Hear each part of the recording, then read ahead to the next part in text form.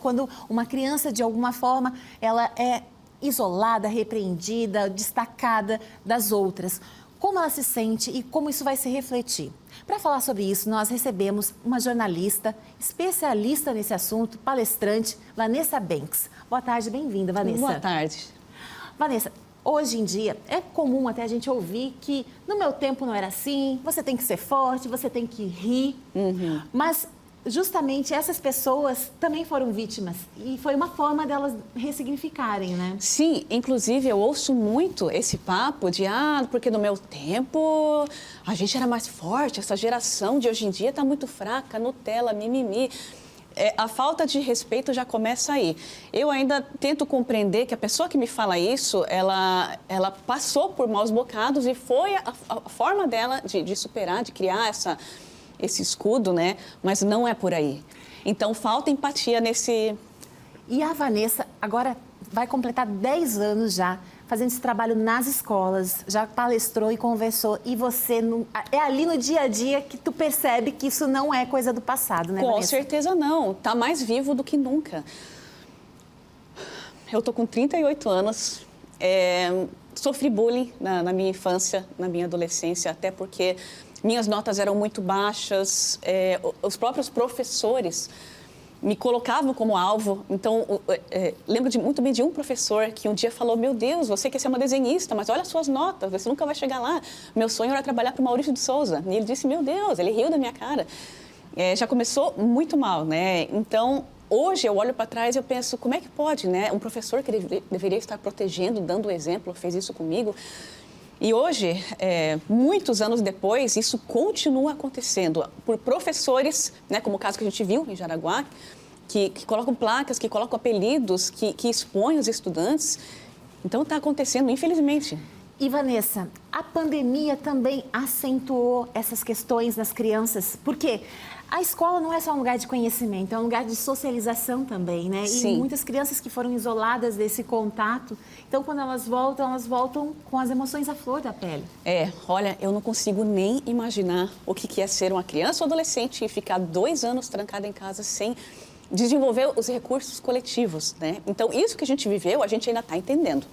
As consequências já estão bem claras. As crianças e os adolescentes não estão bem. Nós, como adultos, também já sofremos muito com isso. Nós também estamos lidando com as consequências, precisando mais do que nunca de psicólogo, precisando conversar sobre isso, abrir o jogo, expor, como a gente estava conversando antes, expor as nossas vulnerabilidades para que a gente consiga lidar com isso. Tem que ter senso crítico.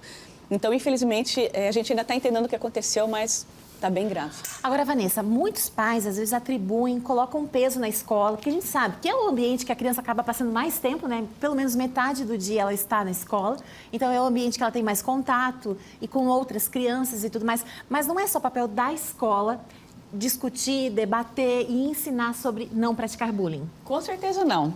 Claro que é muito interessante que as escolas tenham campanhas o ano inteiro, que não esperem apenas o Setembro Amarelo ou o Dia Mundial do Bullying. Eu espero muito que as escolas o ano inteiro conversem sobre isso, tomem medidas, mas infelizmente isso as crianças, na maioria das vezes, está trazendo de casa. E quais os sinais que a criança ou adolescente manifesta que ela pode, mesmo que ela não consiga verbalizar, mas que pode ser sinal de bullying? Então, eu peço muito para que pais e mães percebam muito uma mudança brusca de comportamento. A gente sempre tem que estar muito atento a isso.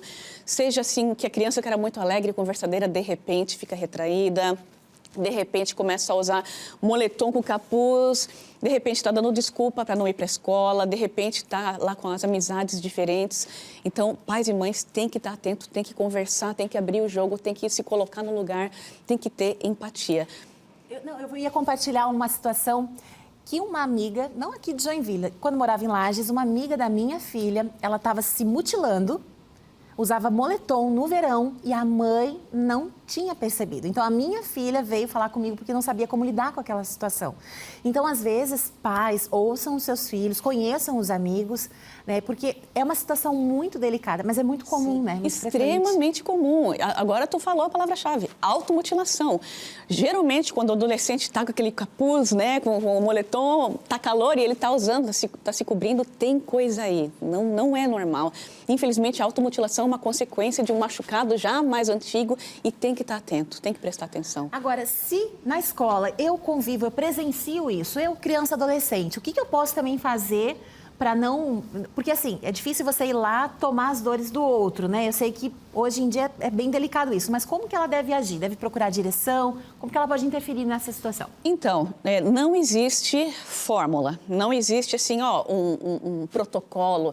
Mas o que eu incentivo as crianças e os adolescentes é o seguinte: se vê que tem algum colega passando por isso, em primeiro lugar, não dê risadas de brincadeira sem graça, tá? Posso estar parecendo chata falando isso, mas risadas podem ferir também, né? Na escola acontece muito aquela coisa de colocar apelidos, então, assim, não coloque apelidos para frente.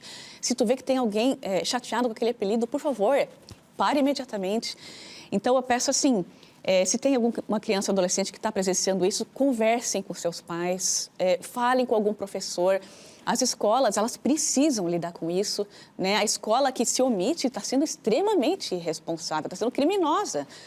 Então, tem muita escola que toma atitudes erradas e acaba abafando, maquiando. Nossa, isso é um absurdo. Então, eu peço muito, assim, que tenha diálogo de todos os lados. Vanessa, nosso tempo já está se esgotando. Se você, de repente, quer saber mais sobre o assunto, pode te seguir nas redes sociais também, né, Vanessa? Sim. Eu estou nas redes sociais. Meu nome é Vanessa Bencz, né? B-E-N-C-Z. Por favor, venha seguir o nosso trabalho. Ela posta conteúdo e está sempre falando sobre isso. E interessa tanto a quem é criança, adolescente e aos pais também. Então, com a presença da Vanessa, agradeço a sua presença, agradeço a sua companhia e vocês de casa.